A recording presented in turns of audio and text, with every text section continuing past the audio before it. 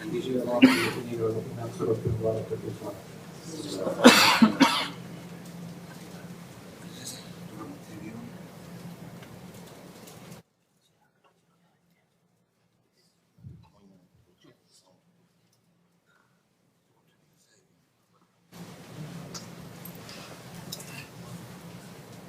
أعوذ بالله من الشيطان الرجيم بسم الله الرحمن الرحيم الحمد لله رب العالمين بارئ الخلائق أجمعين الصلاة والسلام على أشرف الأنبياء والمرسلين سيدنا ونبينا وحبيب قلوبنا وطبيب نفوسنا وشفيع ذنوبنا أبي القاسم محمد اللهم صل على محمد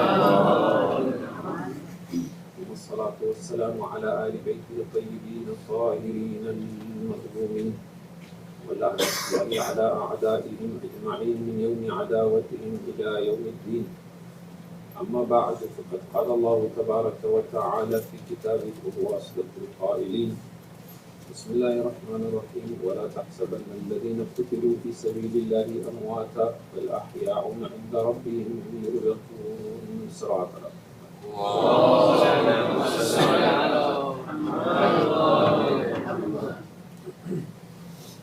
The verse of Quran that I have just recited before you is from Surah Al-Imran, verse 169, in which Allah subhanahu wa ta'ala says, and do not imagine that those who have died in the way of God, that they are dead, rather they are alive and their Lord sustains them. And during these months of Muharram and Safar, this verse is particularly relevant because it is very common for many of us, particularly in this age, to be going for pilgrimage or ziyarat, particularly to Karbala or Najaf. And so what I thought I would do in this gathering here, when we are gathered in the days of Adha, is to speak about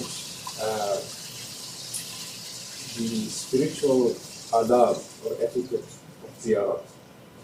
Meaning, not so much a to-do list to say that when you're going for ziyarat, this is what you must do and this is what you must do. This is of course all there in the books and I will mention some of it briefly. But particularly to try and understand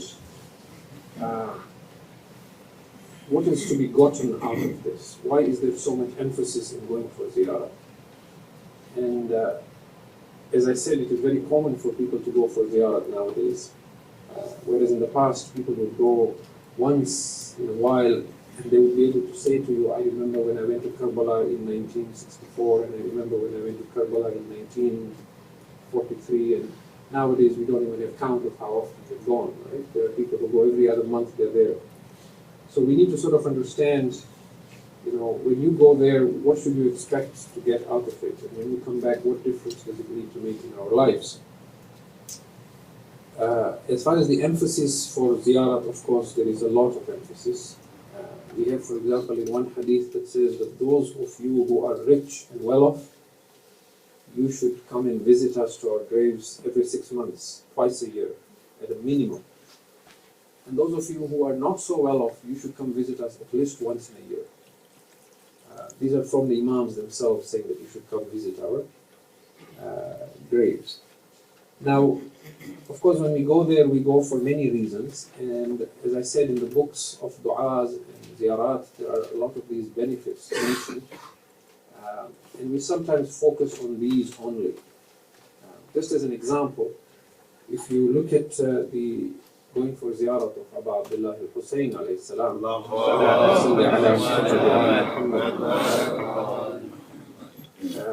Sheikh Abbas Qummi in his Mafatul Jinan, he says, the benefits of going to Abu Abdullah are so numerous, you cannot even enumerate them. And he says, I do not even know where to begin describing them.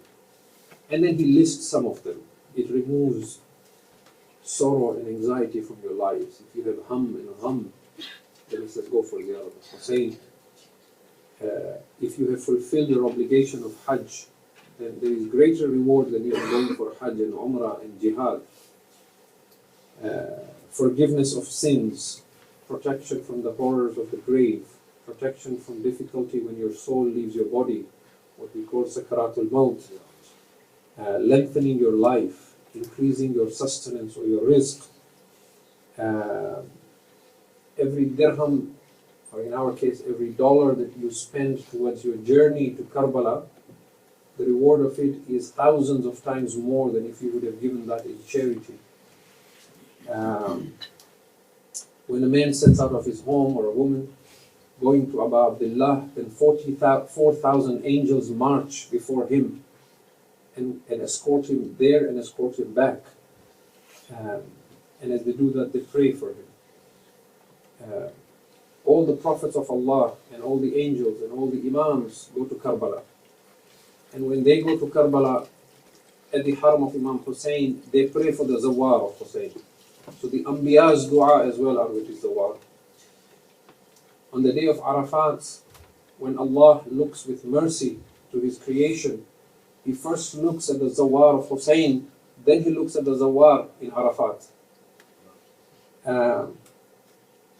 And on the day of judgment, every person will envy the Za'ir of Hussein when he sees his status. And he will wish he had gone, for the one who never went to Karbala and could have gone.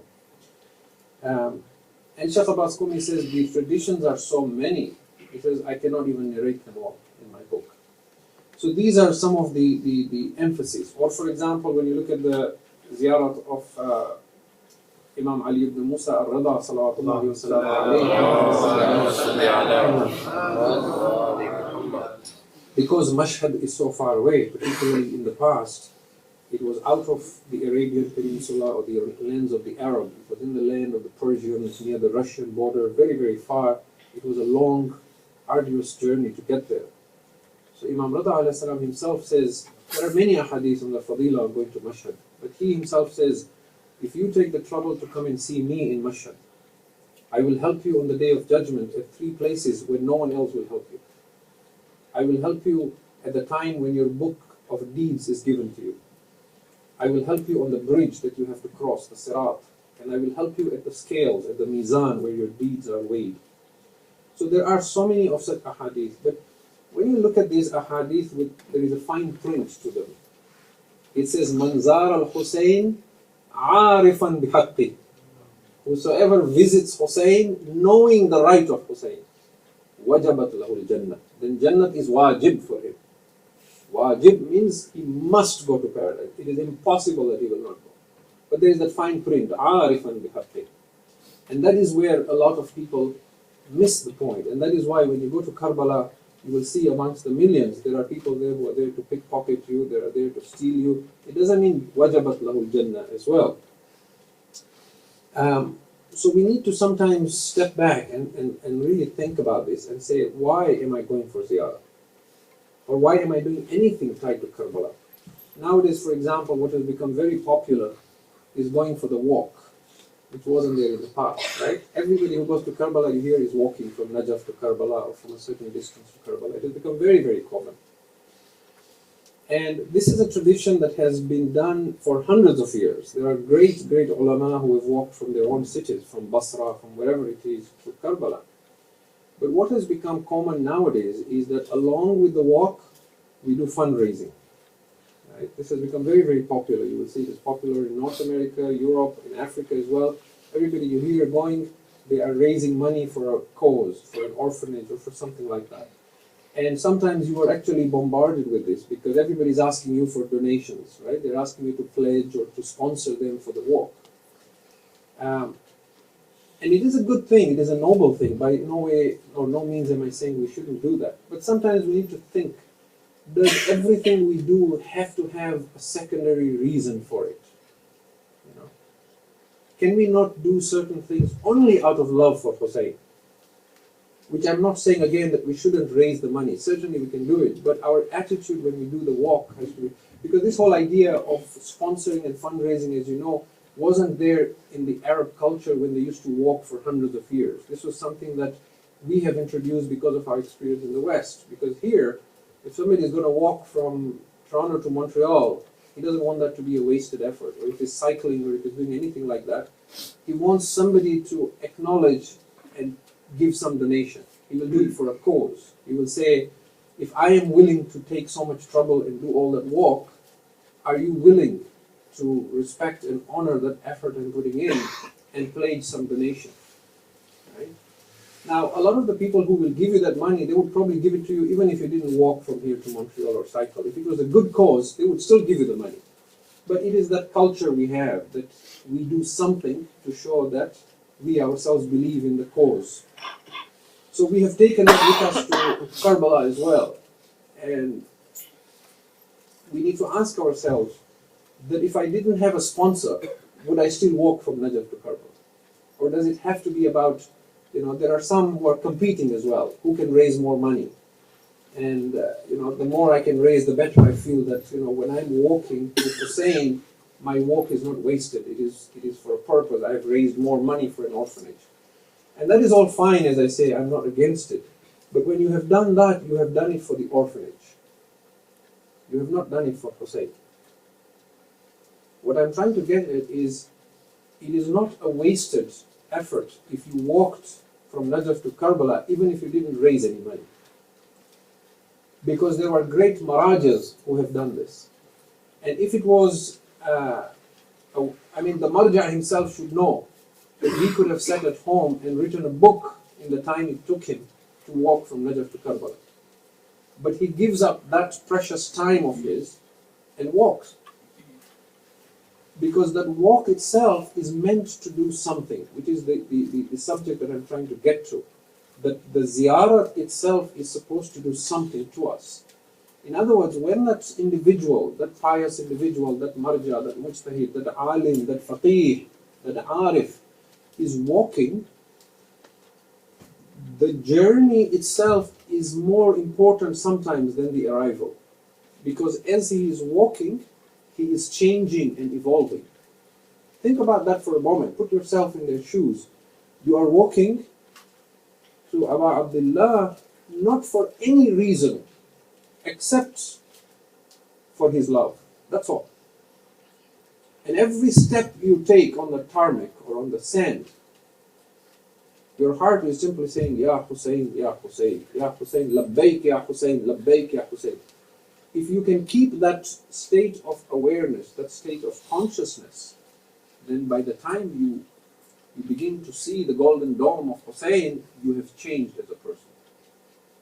As opposed to, for example, you are walking with somebody on your way to Karbala, you have raised money for orphanages, thousands of dollars, but while you're walking, you're talking about business, you're talking about Microsoft, you're backbiting someone, you're talking about corruption in Iraq, you're talking about this and that, and when you get there, Assalamu alaikum ya Abu Abdullah. Those are very two different walks. In other words, we must find a spirit and a meaning to everything we do. If you can recite as-salawat.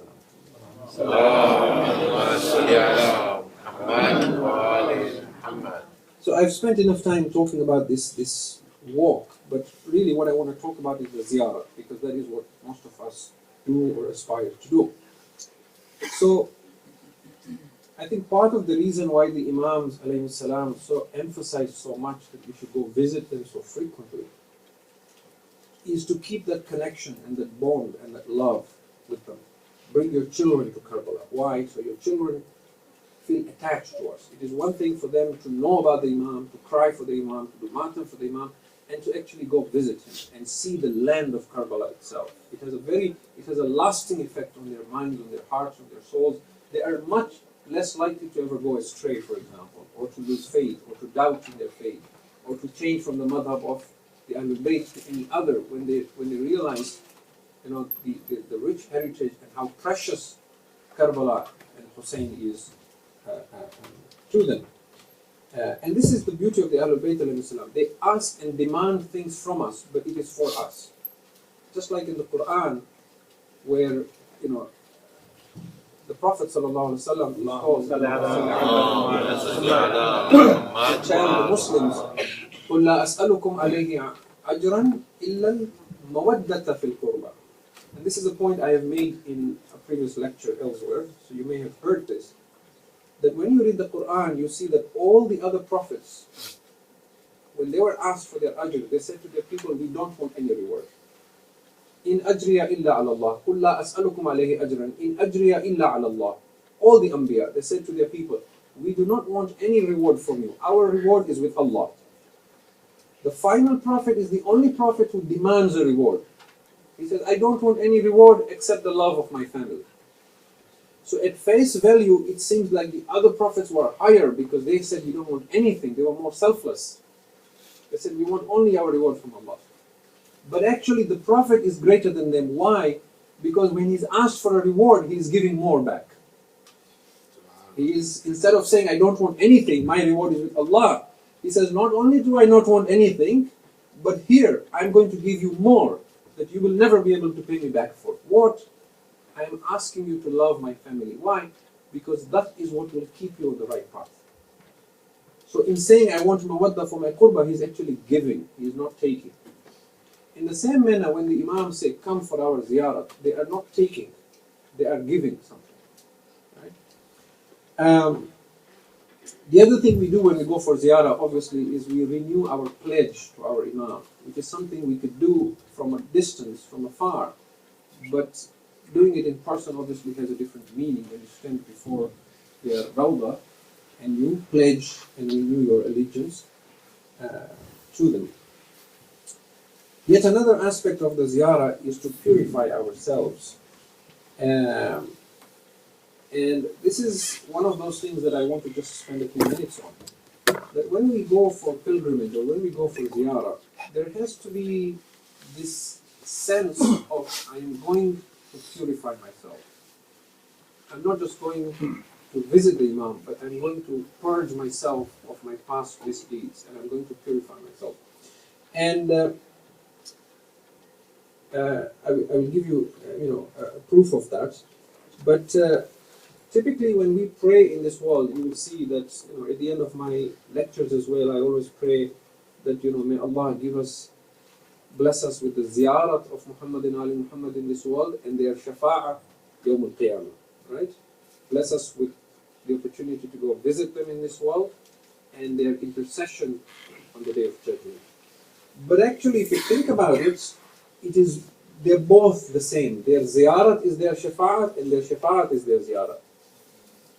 Okay, let me explain this. When do we want their shafa'at? On the Day of Judgment.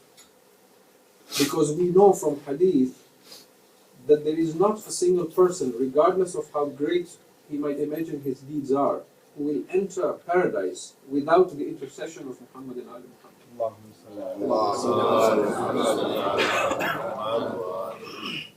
It is mahal, it is impossible that anyone will enter without needing their help. And this Allah has done to honor them as well. So that Allah will not forgive everyone's sins directly. He could if He wanted to, but to show their status and rank, He will insist that you go to them first for intercession.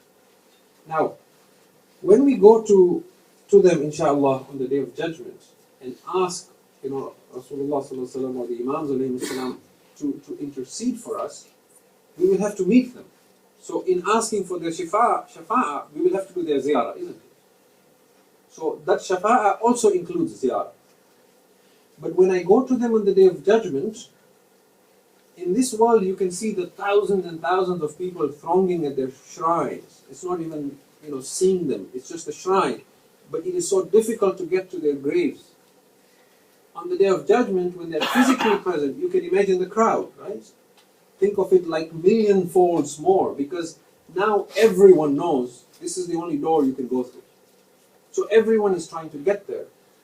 The first thought that will cross our mind is, am I worthy of presenting myself before them?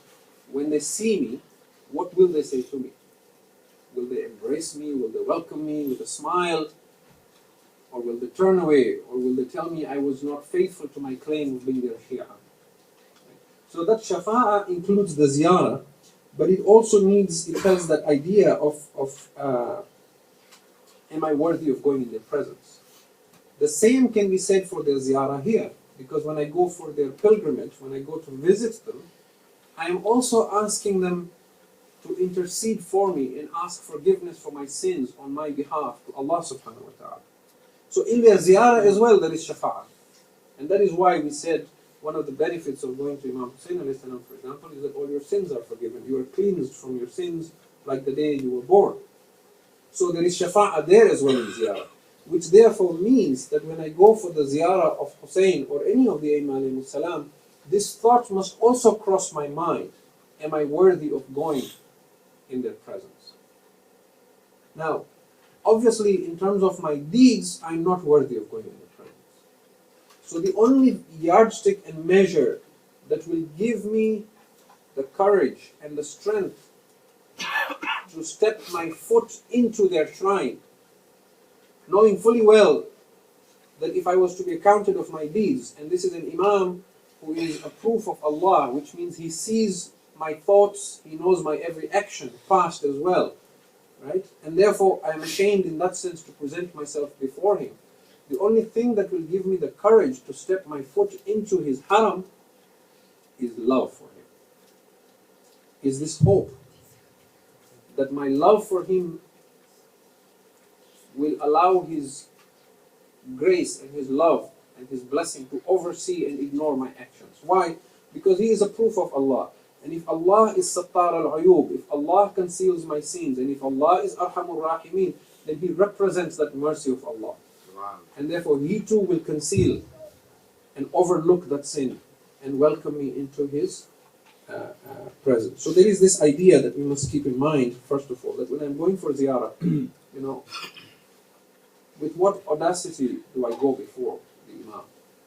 I must go with love rather than with thinking, I am doing something great, or in any way, na'udhu billah, I am doing a favor, or that if we weren't there in such large numbers, then who would have come for the ziyarah of this Imam?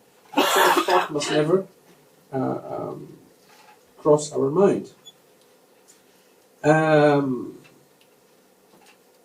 Now, think about the days when the Imams were physically present and visible to the people. There were two kinds of people who used to go and visit the Imams. When you read the books of Hadith, you will see that the Imams used to have a lot of visitors during the day. They would come to their house, they would knock, ask for permission to enter, just like we go for Ziyarat and we ask for permission to enter. But there were two kinds of people that used to go and sit with the Imam. There was one kind that used to go because they had what we call a shopping list. They wanted favors. So they would come to the Imam and they would sit and cry about their poverty and their hardship and their debts and how much they have to pay back to people, and their child is sick and they have this problem and they have that problem. And of course the Imam, as a representative of Allah and being their Imam as well, would help them. And there was nothing wrong in doing that as well, because the fact that they acknowledge and know that this is someone who can help me and somebody who is special, right? The Imam as well would help them in turn. But there used to be another group of people as well that would go there primarily only out of love for them. Just because I have not seen you, my Imam, for such a long time. I have come to sit in your presence and enjoy your company and your love and take some advice from you and learn from you on how I can better myself as a human being. And these are the individuals whose names we know today. When we hear names like Abu Basir, and we hear names like Zurara bin A'yun and so on, they are the ones who would sit from the Imam, listen, learn and write their words down, which we call hadith. And those hadith are what we use today to derive our laws of fiqh, to derive our understanding of akhlaq, to understand our aqaid. All those others who came just for favors, we don't even know their names. And because it was more for a selfish reason, they benefited for their own selves, but that did not benefit us directly. The ones who went selflessly and out of love, they are the ones that we look up to, that we pray for, that we praise, that whose names are written in Al-Kafi and in the other books of Hadith. They are the ones who we are indebted to because of their relationship with the Imam. And therefore we must also strive to have that kind of a relationship with the Imam. That when I go for ziyarah, I may have certain needs for which I am going to the Imam. That is perfectly fine. But my primary reason, as I said in the example of the walk, as should be in the example of the ziyarah, should be the act of love, to be in the presence of Imam and to purify ourselves so that just as we are proud of having them as our imams, they too should be proud of having us as their Shia. And there are many, many narrations that speak about how much love the imams have for their Shia. Numerous ahadith actually. Now, I said I will give you some proof of this. If you can recite as-salawat ala Muhammad.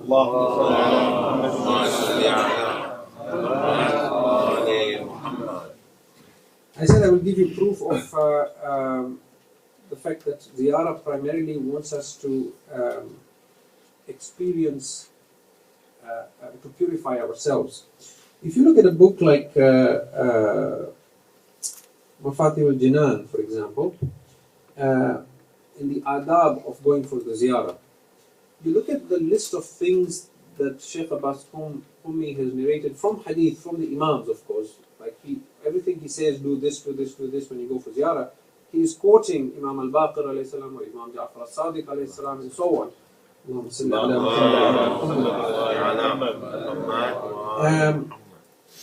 You see that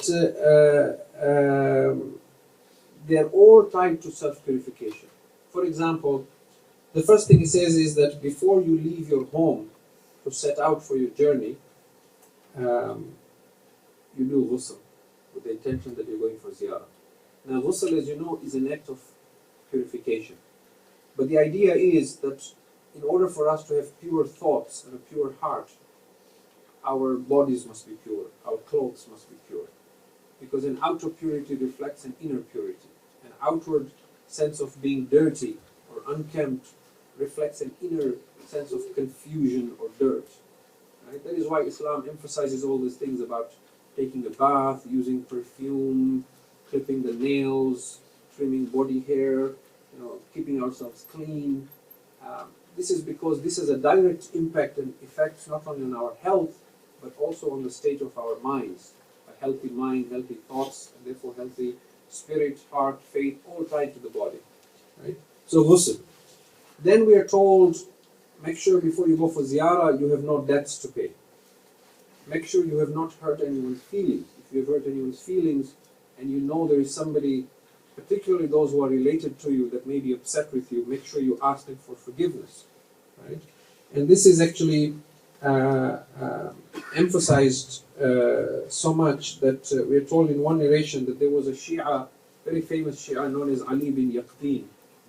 Ali bin Yaqteen was a Shia of Imam Musa al-Kadhim alayhi salam. And he was also a vizier of the Caliph Harun al-Rashid in Baghdad. So he used to do taqiyya basically. He was actually not disclosing his faith because through that high position in government, he was able to help a lot of the Shias. And one day, there was a man called Ibrahim in Baghdad, who was also a Shia, and he used to drive camels for people.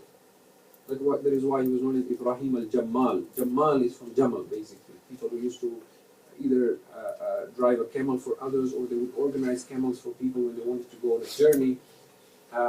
And Ibrahim al-Jammal went to see Ali bin Yaqteen. And because Ali bin Yaqteen was a minister and of a high rank, he basically denied him access. He did not allow him to come and meet him. And we are told in this narration that Ali bin Yaqteen the following year went to Medina. And at the time, Imam al-Kadhim alayhi salam was in Medina. So he came to see Imam al-Kadhim alayhi salam. And Imam al-Kadhim refused to see him. Because this is something that we have numerous narrations about, that when we do certain things, our imams are aware of our actions. And when he asked why the imam would not see him, the imam sent a message to him. He said, because you have hurt your brother in faith, because you, thinking you are a minister, refused to see Ibrahim al-Jammal, that is why I do not see you. And Ali bin Yaqteen, because he was a man of piety as well, he actually went back to Baghdad, apologized to Ibrahim al-Jammal, insisted that he forgives him. And when Ibrahim al-Jammal forgave him and embraced him and hugged him and kissed him on his cheeks, he looked up and said, "Oh Allah, be a witness." And then he went back to Medina to do ziyarah of Imam al-Khadim, and that is when the Imam allowed him. So it is something that we would think is trivial, or we might have said to the Imam, just, I can't go all the way back. I'll go back and tell him I'm sorry, right? But the Imam insisted that when you come for our ziyarah, make sure you come after you have purified yourselves.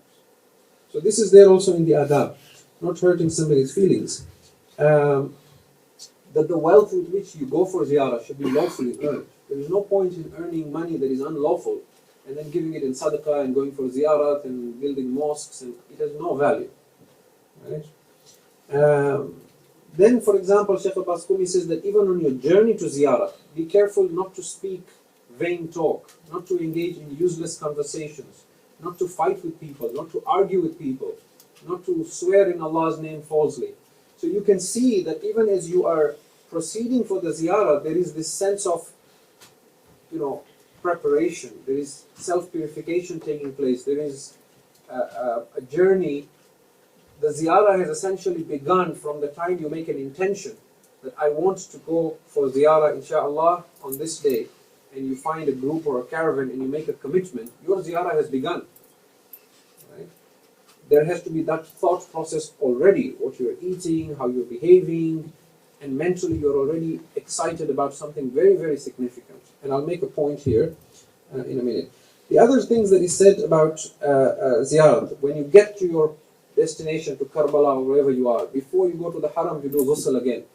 Again, there is self-purification. You put on clean clothes. While you are there for ziyarah, you stay in the state of tahara all the time. That means you are always in wudu. You go to the washroom, you come out, you do wudu again. Okay. You can see that emphasis on purity all the time. When you go to the haram, you wear clean clothes, preferably white clothes. You apply perfume, except in the case of Abu Abdullah. Except for Imam Hussein alayhi salam, in the case of other alayhi salam, you apply perfume. This is constantly being emphasized, the idea of purity, purity, purity. What it therefore means to us, essentially, is that people who go for ziyarah are of two kinds. There are some people who go for ziyarat with this thought in mind that I'm going to visit the grave of the Imam. And there are others who go with this in mind that I'm going to visit the Imam. And this is very significant, because if we change our perception, and if we go with this thought, I'm not going to visit the grave of the Imam, I'm going to visit the Imam himself, then my whole ziyarat changes, because now I'm a little more on guard.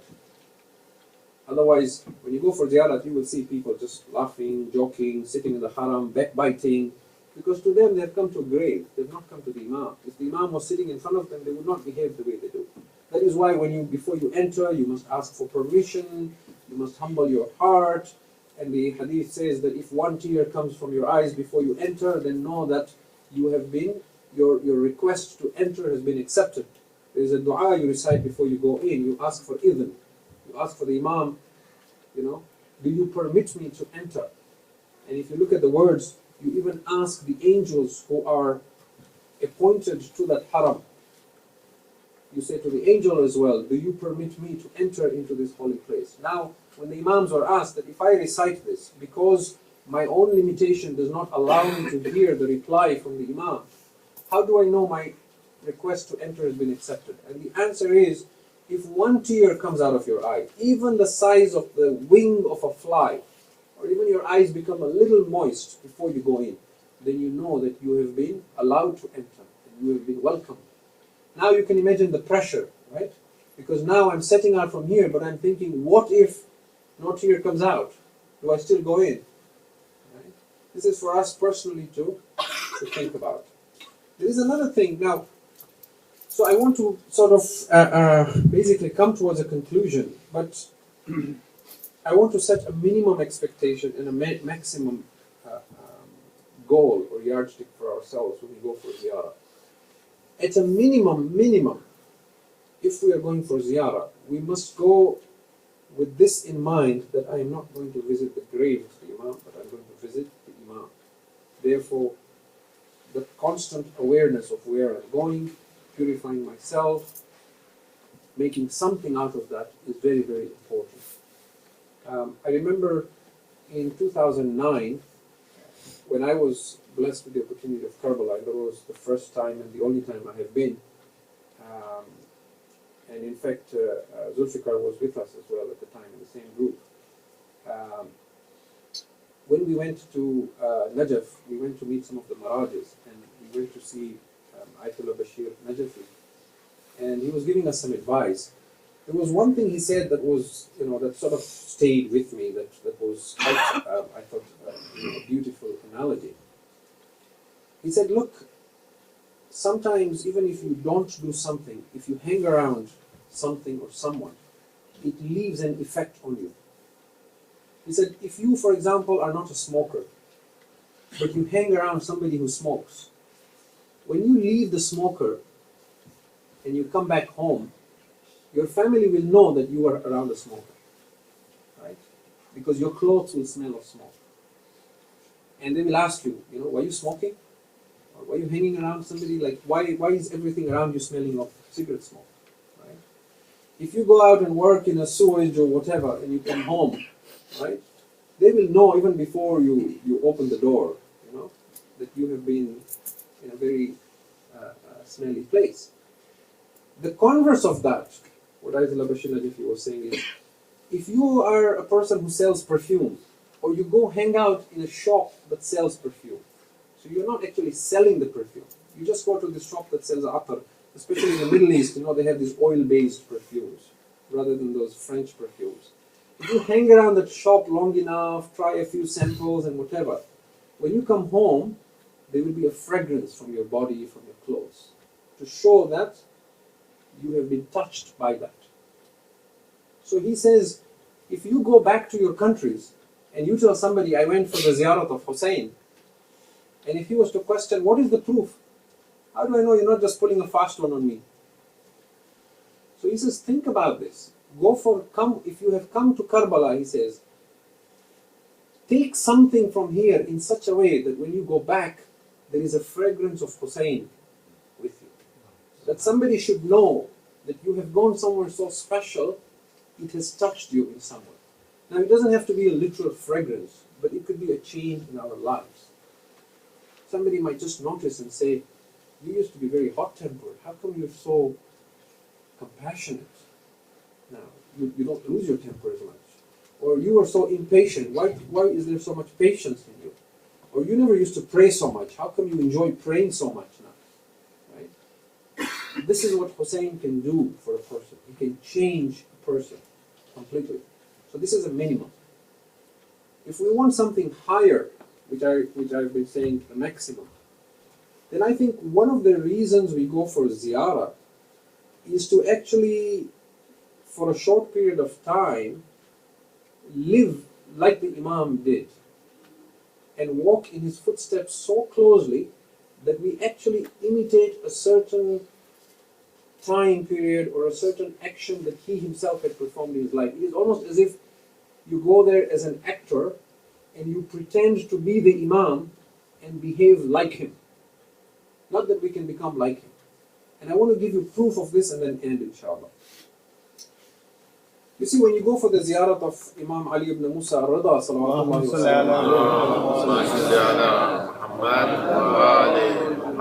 sallam, there are some unique recommendations that you don't see for any other Imam. And this was something that when I first read it, the first time I went to Mashhad, I really began thinking, why? It says, for example, that when you set out from your, hotel or your, caravan or wherever you have camped in Mashhad, that you're going to the haram of Imam Rida alayhi salam, and you've put on your clean clothes and you've done ghusl and so on, it says it is recommended that you go bare feet. Now obviously if it's winter, it's very cold and it can cause harm to your health or cause you a lot of inconvenience, then you wouldn't do it. But if you went when the weather was warm, then you could easily do that. Right? It it says you go bare feet. And you walk very slowly. You walk with waqar and sakina, meaning you walk with dignity and with tranquility, with a sense of peace around you. And you take short steps. And as you walk towards his rawda, as to the place where he's buried, you occasionally look towards the heavens and you do takbir. And you say Allahu Akbar, Allahu Akbar, and then you walk again with dignity, with calmness, with tranquility, bare feet, taking short steps, looking to the heavens, Subhanallah, praising Allah, right? Until you come to his door. Now, we begin to ask why. When you start looking at history, you find a very interesting incident. That when Imam Rida alayhi salam was taken to Khurasan, there was an occasion when Ma'mun forced Imam Rida alayhi salam to lead the Eid prayers. Because the Imam had told him that I will not get involved in your government, in hiring anyone, in being any part of it. And Ma'mun was trying to push him towards that direction. So he said to the Imam that tomorrow, the day of Eid, I want you to lead the Eid prayers. And the Imam said, we had a deal, I would not do any public presentation or leading in any sense. He said, no, you have to. So the Imam said to Ma'mun, in that case, I will go for the Eid prayers to the mosque or to the place of Eid, the Eid Musalla, the way my grandfather Rasulullah sallallahu alaihi wasallam. And Ma'mun did not understand this. He said, go the way you want. And then the books of hadith say that when the next day came, Imam Rida alayhi salam, he did ghusl, he put on clean white clothes, he removed his shoes, he went bare feet, he took a stick in his hand, and all the other soldiers and commanders and high-ranking officers of Ma'mun, when they saw this, they all came down from their horses, they all removed their shoes, right? Some of them began cutting the straps of their sandals and all, and they all began walking behind him. And he said to his servants, he had some servants with him, he said to them, do what I do and repeat and say whatever I say. And he went out walking to the Eid Musalla and he began saying Allahu Akbar, and he would walk a few steps with waqar and with sakina and with dignity and tranquility, and as he walked he would look up to the skies and he would do takbir and tasbih. And Shaykh Mufid alayhi rahmah in his Kitab al-Irshad, he says that when Ar-Rida alayhi salam began doing this, because of his presence and because of his personality that is so powerful, and looking at the heavens and doing takbir, he says, وَكَأَنَّ الْحِيطَانِ تُجَاوِبُهُ. It seemed as if the walls of Khurasan, of Maru, and of the place he was, began responding to him. People came out of their homes to look at this procession. Everyone there was crying and weeping uncontrollably. And as he would say, Allahu Akbar, he says, the walls were replying, Allahu Akbar. And it became so intense, so powerful an experience, that one of the people of Ma'mun came running to Ma'mun and said to him, if Ar-Rida makes it to the Eid Musalla, your kingdom is gone. He will overthrow you with this Eid Salah. He has moved people with such intensity. The atmosphere is so intense. And Ma'mun sent a message to the Imam while he was walking to the Eid Musalla to say, we have burdened you and you are excused from this burden. And the Imam asked for his sandals. He put on his sandals, he asked for a horse. Got on the horse and he went back home. Now do you see the relationship between what you are told to do with what the Imam did? There is a you cannot ignore this. It is as if when the Imams are telling you to do this when you go to Mashhad, they are telling you that for the time you are in Mashhad, become Imam Rida. Pretend to be him. Feel for a moment what it is. You cannot feel it, you cannot become him. But this is what the idea of being a Shia is, isn't it? Being a Shia means you match him so closely that he begins to see signs of his values and his qualities in you. He begins to see, just like when you have your own son and you train him and you raise him, you hope to give him the best values that you got in life. And the more he begins to reflect those values, the more proud you are of him, the happier you are of him, isn't it? In the same way, the Imams being spiritual fathers, it gives them joy when they see us becoming like them, even though we may not be able to reach their status. You see, for example, I give you one final example and end. The same thing you will see with Imam Hussein alayhi salam. If you look at the adab of going to Karbala, to going to Imam Hussein's haram, what does it tell you? It says that when you go to Karbala, on the day that you have decided to go to the haram of Hussein, at the time that you are going, make sure you are hungry, make sure you are thirsty, right? Do not put any perfume. Maybe put some of the dust of Karbala on yourself. As you walk to the haram, lower your gaze to the ground. Walk to the Imam while you are in a state of being heartbroken. These are the actual words in Mafatih al-Jinan, that as you go to Hussein, you should feel you are heartbroken, despondent. Do you see how, once again, what the Imams are saying is, if you are coming to me to Karbala, then while you are in Karbala, become Hussein. Because this is what Hussein was on the day of Ashura. He was hungry, he was thirsty, he was covered with dust, and he was crying, and he was heartbroken. We are told, for example, that when Hussein got up from the body of his brother Br.Khalil al-Abbas, that the books of Masaib have narrated, it says that when Hussein got up and after he had said, Al-an inkasara al-dhahri wa qillat hilati, now truly, O Abbas, my back has been broken. And we are told that as he walked back to the haram, he was heartbroken with inkisar al-qalb. He was crying and wiping his tears on the sleeves of his shirt as he walked. The same we are told when he came to the body of his son Ali al-Akbar, that Hussein, for all the companions who he lost, he would keep their head on his lap. But for Ali al-Akbar, he did not keep his head on his lap. We are told Hussein in kabba ala wajhihi, he threw himself on the body of Akbar. Then he placed one of his cheeks on the cheek of Akbar and said, Bunayya, Bunayya, ad-dunya ba'daka al-afa. My son, this world has lost meaning after you. So Hussein wants the same thing. If you come to Karbala, then this world must lose meaning to you before you enter the haram of Hussein. In the coming days and nights, we will be crying for the first grandson of the Prophet, Imam Hassan alayhi salam, is well on the 7th of Safar. And I wish to mention some of his masaib as well. That if you went to Medina, then how do you become Hassan? You see, Imam Hassan alayhi salam was madhloom. At the time that he was in Medina, Muawiyah kept him to all intent and purpose like a man who was under house arrest. He was surrounded with oppression, with a government that was oppressive. And then, even after he was buried, the last century, again his grave was disrespected when they bulldozed Jannatul Baqi. And that state of fear and oppression remains to this day.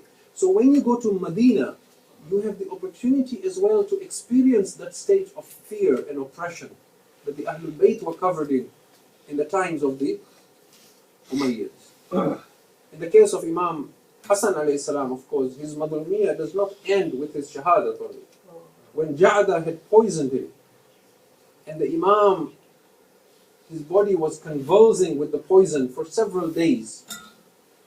And when Hussein alayhi salam saw his brother Hassan alayhi salam throw up some of the parts of his liver in a tray, even then the masaib of Hassan does not end. Because Imam Hassan had one last request of his brother Hussein. He said, Oh Hussein, when I have passed away and you have given me ghusl and kafan, my wish and desire is that you bury me near my grandfather Rasulullah. But when Hussein took the body of Hassan, then the likes of Aisha and Marwan came out and shot arrows at the body of Hassan. 70 arrows, we are told in one riwayah, were shot on the body of Hassan. This was not a small masa'ib, because in Medina, the young men of Banu Hashim were there. Br.Khalil al-Abbas was there, Muslim ibn Aqil was there, Muhammad al-Hanafiya was there, Imam Hussein was there. We can only begin to imagine how enraged Br.Khalil al-Abbas was at this. But Hassan had made a wasiyah as well, that if they do not allow you to bury me near my grandfather,